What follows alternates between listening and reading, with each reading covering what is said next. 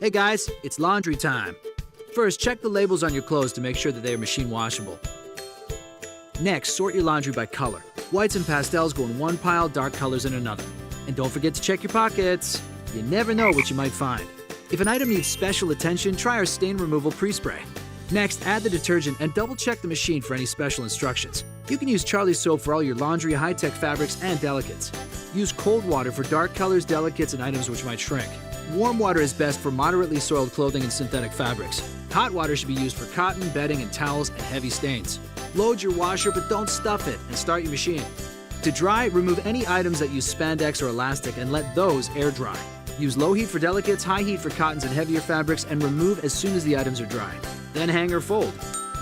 And remember, Charlie's Soap is hypoallergenic, non-toxic, biodegradable, rinses completely out of your fabric, and is safe for the environment.